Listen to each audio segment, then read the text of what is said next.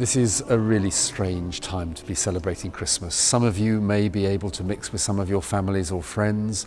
You may be able to get to church, but if you do get there, you won't be able to sing. Hopefully choirs and people like that will sing, but congregations won't. And one may ask, what on earth are we celebrating? Not least, of course, because we've had deaths, we've had bereavements, people have lost their jobs, there's economic pressure, all sorts of gloomy things. And yet, this is a season of celebration. How can we celebrate in this season?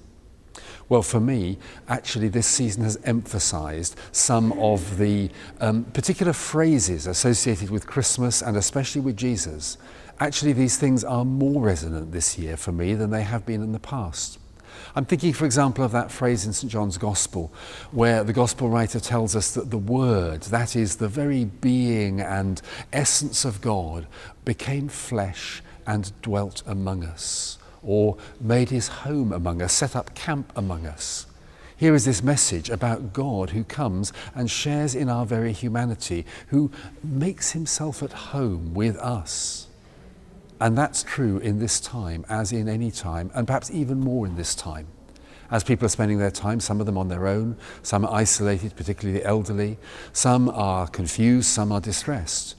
The message is there of the God who comes and makes his home with us. And God makes his home with us in order that we may know ourselves to be at home with God.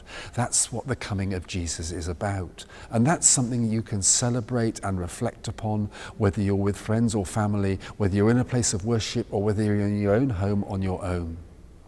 And there's another phrase, which is in St. Matthew's Gospel, where St. Matthew refers back to the prophecy of Isaiah and the birth of the child who will be called Emmanuel.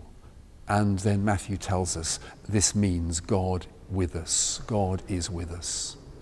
And again, that truth is so evocative this particular year. When we've been through difficult times, when we have further challenging times to come, even with the good news of vaccines and so forth, that God is with us in Jesus Christ. So my simple prayer for all of us this Christmas is that whatever situation we may find ourselves in, whatever difficulties we've had to face, even traumas, that we will know that the God who comes at Christmas is the God with us in Jesus Christ. He has made his home with us.